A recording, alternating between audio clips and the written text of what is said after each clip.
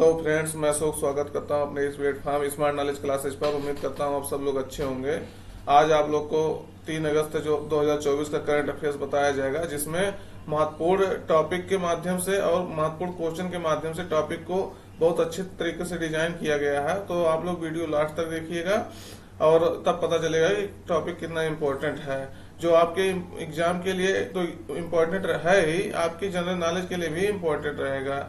और एक महत्वपूर्ण सूचना ये है कि आपको जो है जुलाई 2024 का महत्वपूर्ण दिवस और थीम का एक वीडियो डाल दिया गया है, उसको देख लीजिएगा। उसके बाद जुलाई 2024 का पूरे महीने का करंट अफेयर से बहुत अच्छे तरीके से लगभग 140 क्वेश्चन का करंट अफेयर डिस्कशन किया गया है, जो वीडियो कल पड़ गया है, डाल दिया गया यूट्यूब पर। और उसका जो है पीडीएफ है डिस्क्रिप्शन बॉक्स में और कमेंट बॉक्स में पिन कर दिया जाएगा। आप लोग उसको करंट अफेयर्स को उसके पीडीएफ के थ्रू देख सकते हैं। और हर दिन का पीडीएफ जो है कमेंट बॉक्स में पिन कर दिया जाता है और डिस्क्रिप्शन बॉक्स में उसको आप टेलीग्राम से जाकर के देख सकते हैं। तो आज के करंट अफेयर्स का शुरुआत करते हैं। प्रधानमंत्री, देखिएगा इंपॉर्टेंट है, प्रधानमंत्री 3 अगस्त यानी आज को कृषि अर्थशास्त्रियों के 32वें सम्मेलन का उद्घाटन करेंगे। कहाँ करेंगे? तो राष्ट्रीय विज्ञान परिसर नई दिल्ली में ये उद्घाटन करेंगे। इम्पोर्टेंट हो जाता है क्योंकि इसका देखिए अभी आगे बताते हैं क्यों। इसका सम्मेलन जो का विषय जो है वो है टिकाऊ कृषि खाद्य प्रणालियों की दिशा में परिवर्तन। तो इम्पोर्टेंट इसलिए हो जाता है क्योंकि ये जो है 65 वर्षों बाद भारत में आयोजित किया जा रहा है। उसके बाद देखिएगा अंतर्राष्ट्रीय कृषि अर्थशास्त्री संघ ICAE द्वारा आयोजित यह त्रिवार्षिक सम्मेलन है। ये इम्पोर्टेंट हो जाता है कि ये भी त्रिवार्षिक सम्मेलन है। 2 से 7 अगस्त 2024 तक आयोजित किया जा रहा है और भारत इसको 65 वर्षों बाद जो है आयोजित कर रहा है इस सम्मेलन को। तो इसलिए ये क्वेश्चन इम्पोर्टेंट हो जाता है। यहाँ से कोई भी क्वेश्चन बन सकता है आपका। और इसका उद्देश्य क्या है? उद्देश्य है जलवायु परिवर्तन, प्राकृतिक संसाधनों का क्षरण और बढ़ती उत्पादन लागत और संघर्ष जैसी वैश्विक चुनौतियों के मद्देनजर टिकाऊ कृषि की तत्काल आवश्यकता से निपटना है। हम सब जान ही रहे हैं कि इन्वायरमेंट चेंज हो रहा है, ग्लोबल वार्मिंग जैसे कंडीशन की वजह से कृषि जो है बहुत प्रभावित हो रही है। तो उस सब मुद्दों से को कैसे जो है निपटना है, उससे कैसे लड़ना है, तो इसके बारे में ये जागरूकता फैला रहा है। इसका उद्देश्य ये है। फिर अगला देखिएगा टॉपिक है कि भारत सरकार ने महाराष्ट्र के पालघर जिले में, किस जिले में? पालघर जिले में पालघर जिले के बधावन में एक प्रमुख बंदरगाह स्थापित करने के लिए परियोजना प्रस्ताव को मंजूर किया है, जिसकी जो है अनुमानित कुल परियोजना लागत, मतलब टोटल जितना आएगा लैंड एक्वायर्ड से संबंधित जितनी लागत है वो सब लेकर के 76,220 करोड़ के आसपास आएगा, अनुमानित है ये। देखिएगा भारत सरकार के बंदरगाह और जहाजरानी मंत्रालय के अधीन जो है 12 प्रमुख बंदरगाह हैं। तो एक प्रमुख और बंदरगाह पालघर के बधावन में जो है शुरू करने के लिए बात हो गया है, घोषणा कर दिया गया है। प्रमुख बंदरगाह में देखेंगे चेन्नई, कोचीन, दीनदयाल, कांडला जिसे नाम दिया गया। पूछा गया क्वेश्चन में कि किस पोर्ट का नाम बदल करके दीनदयाल पोर्ट कर दिया गया, तो कांडला पोर्ट का नाम गुजरात में है। जवाहरलाल नेहरू नहावा सेवा जिसे कहते हैं महाराष्ट्र में है। कोलकाता जान ही रहे हैं, मार्मू गोवा में है। मुंबई, न्यू मंगलोर, पारादीप, बीओ चिदम्बरनार, तूतीकोरिन जिसे कहते हैं विशाखापत्तनम और कामराजर पोर्ट लिमिटेड, ये 12 प्रमुख बंदरगाह हैं। आप इसका मैप में देख लीजिएगा किस तरह से डिजाइन किया गया है मैप। ये कांडला जिसको दीनदयाल कहा गया गुजरात में है। फिर मुंबई एक है और यहाँ जो है नहावा शेखा जिसे कहा गया है JNPT, तो ये दोनों महाराष्ट्र में है। फिर पणजी गोवा में जो है मार्मू गोवा है। मंगलोर में देखिएगा कोचीन में एयरपोर्ट है। तूतीकोरिन, चेन्नई, विशाखापत्तनम, पारादीप, उसके बाद हल्दिया, ये महत्वपूर्ण पोर्ट है। यहाँ महत्वपूर्ण में ये 12 महत्वपूर्ण है। इसमें पोर्ट ब्लेयर भी कुछ इंपॉर्टेंट है, कोलकाता है। तो अभी कहाँ किया गया है इसका घोषणा? पालघर महाराष्ट्र में। ये जो है प्रमुख पोर्ट के तहत किया गया है। प्रमुख पोर्ट 12 भारत में प्रमुख पोर्ट है। हालांकि 200 से अधिक पोर्ट भारत में जो है वैसे जनरल पोर्ट है। तो एक क्वेश्चन जो है इंपॉर्टेंट हो जाता है क्वेश्चन अभी देखिएगा, एक क्वेश्चन और है कि यहाँ विश्व बैंक ने एक रैंक जारी किया था। टॉप जो है विश्व बैंक ने विश्व के टॉप 100 पोर्टों का लिस्ट जारी किया था। तो 100 पोर्ट में से भारत के 9 पोर्ट शामिल है। 100 पोर्ट में भारत के 9 पोर्ट विश्व में सबसे अधिक महत्वपूर्ण पोर्ट है। तो ये भी इंपॉर्टेंट हो जाता है, 9 पोर्ट को शामिल किया गया है। अगला क्वेश्चन के थ्रू देखिएगा कि क्वाड विदेश मंत्रियों का बैठक 2025 में किस देश में आयोजित की होगा। हम सब जानते हैं, क्वेश्चन में डिस्कशन किया गया था पिछले दिनों कि क्वाड विदेश मंत्रियों का बैठक जो है जापान में हो रहा है। तो ये इसमें जो है निर्णय लिया गया है कि क्वाड विदेश मंत्रियों का अगला बैठक जो है 2025 में होगा, वो कहाँ होगा। तो कहाँ होगा, विकल्प में है भारत, जापान, यूएसए, ऑस्ट्रेलिया। तो सही उत्तर आपका रहेगा यूएसए। यूएसए में 2025 का जो है विदेश मंत्रियों का बैठक होगा। ये 2024 में आपसे बता ही दिए कि कहाँ हुआ, जापान में हो रहा। और देखिएगा क्वाड में जो है ये 4 देश शामिल हैं, भारत, जापान, यूएसए, ऑस्ट्रेलिया। यहाँ आपको मैप के थ्रू दिखाया जा रहा है।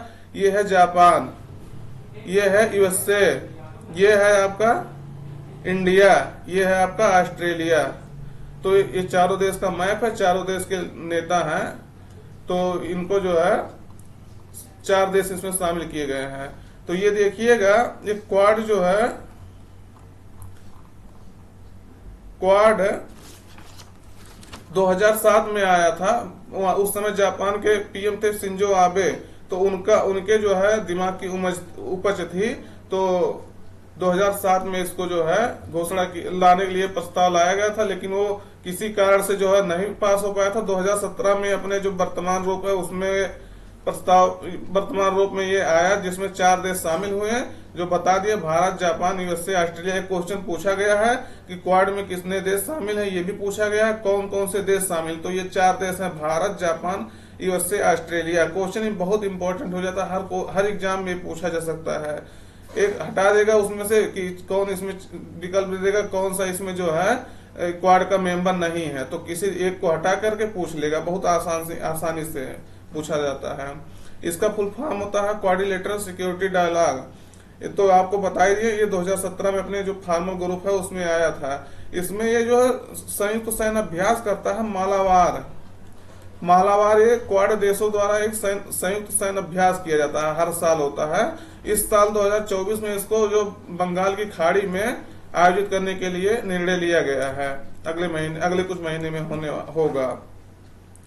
और इसका जो है उद्देश्य है कि इंडो पैसिफिक क्षेत्र, हिंद और प्रशांत क्षेत्र जो होता है, इंडो पैसिफिक क्षेत्र है, ये स्टेबल रहे,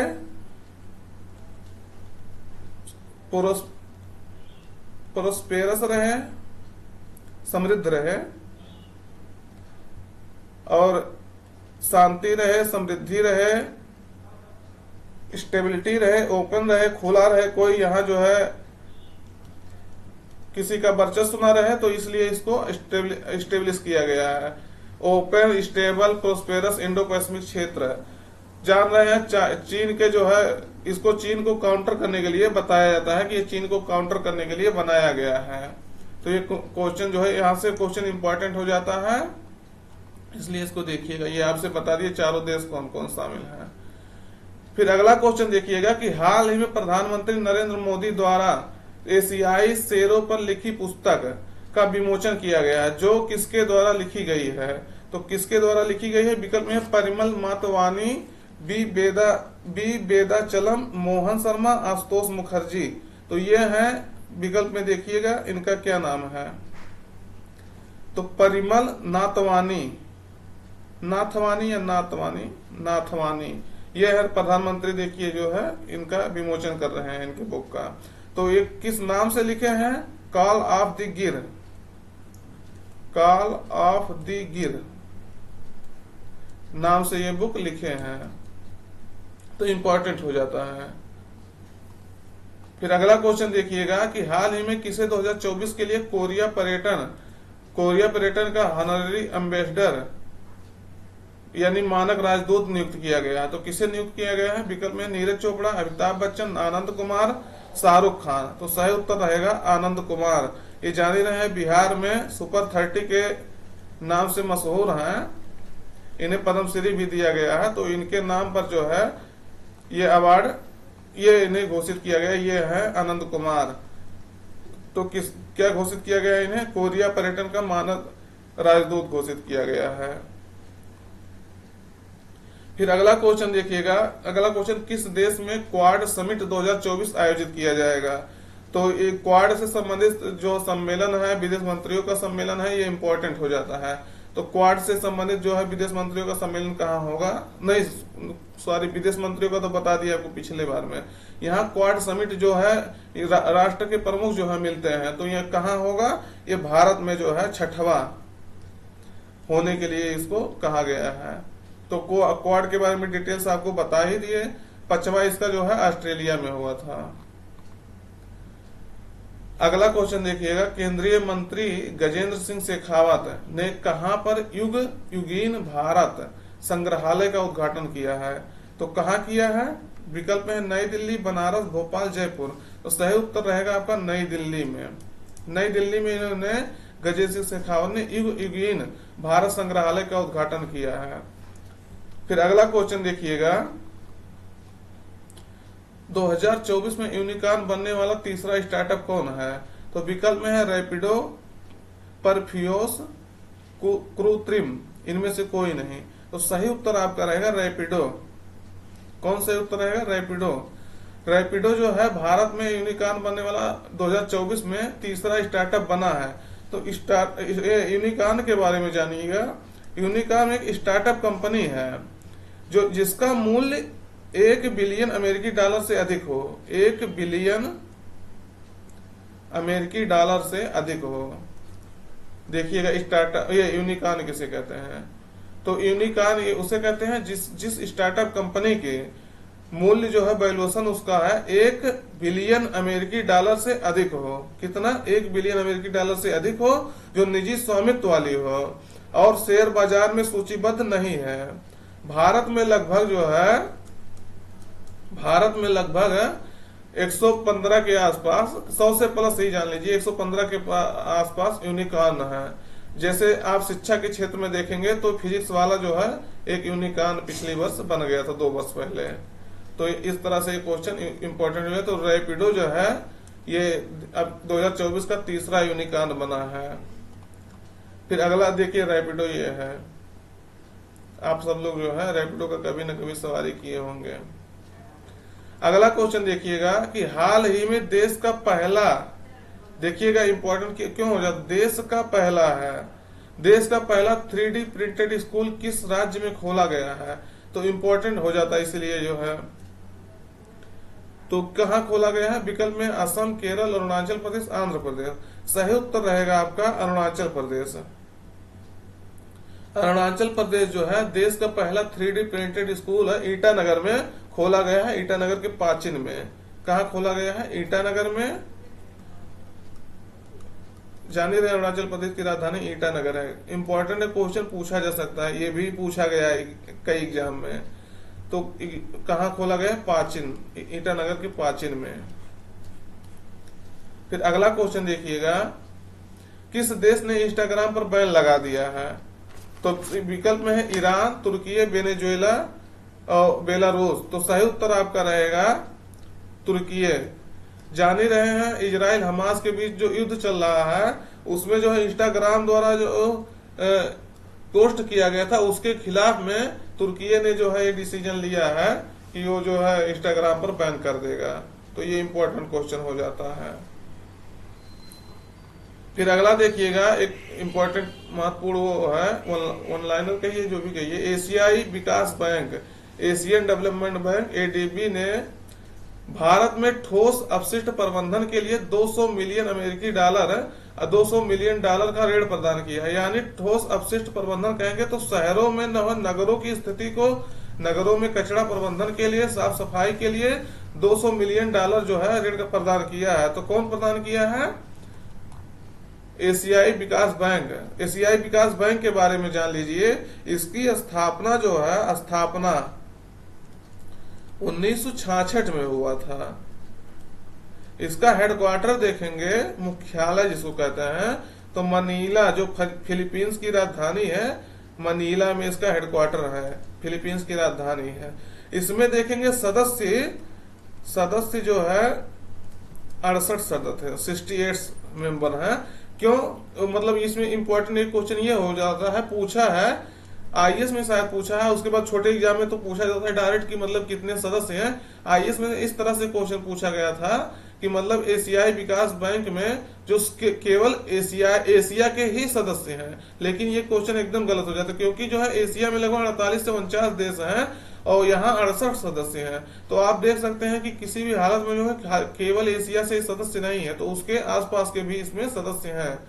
तो एशियाई विकास बैंक में कितने सदस्य हैं? 68 सदस्य पूछा गया है। 1966 में स्थापना हुआ था, मनीला में इसका हेडक्वार्टर, सब क्वेश्चन पूछा गया है। उसके बाद देखेंगे इसमें जो है बैंक है ये, तो इसमें शेयर जो होता है, सबसे ज्यादा शेयर जो बैंक लगाता है उसका उस हिसाब से जो है उसमें पार्टिसिपेशन रहता है, उसका हिस्सेदारी। तो सबसे ज्यादा देखेंगे जापान और यूएसए सबसे ज्यादा इसमें शेयर करते हैं, लगभग 15% से ज्यादा शेयर जो है इन्हीं दोनों देशों का, जापान और यूएसए। दूसरे नंबर पे आप देखेंगे तो चीन का है, चीन का आप देखेंगे तो लगभग 6.5% के आसपास इनका जो है शेयर है। और वहीं तक उसके नंबर बाद भारत का शेयर आता है। भारत का कितना है हिस्सेदारी? 6.31%। उसके बाद ऑस्ट्रेलिया का है लगभग 5.5% के आसपास, तो ऑस्ट्रेलिया का है। तो ये क्वेश्चन इस तरह से इंपॉर्टेंट हो जाता है। इसका डिटेल जो है पढ़ना, कोई भी न्यूज जो कोई भी संस्था या कोई भी न्यूज रहता है उसके बैकग्राउंड से जाकर के क्वेश्चन पूछता है। तो ये क्वेश्चन देखिएगा इस तरह से है, इसमें जो है इसका डिटेलिंग इस तरह से किया गया, तो इम्पोर्टेंट हो जाता है, इसका डिटेलिंग ज्यादा जरूरी है। एशियाई ये जल्दी आपसे नहीं पूछेगा, एशियाई विकास बैंक ने हाँ कूट के माध्यम से या किसी माध्यम से दे सकता है, कोई ये नहीं है कि नहीं देगा, लेकिन इसका इसी समय डिटेलिंग पढ़ना, क्योंकि जो न्यूज में रहता है एग्जामिनर जो है वहां से जाके क्वेश्चन पुट कर लेता है।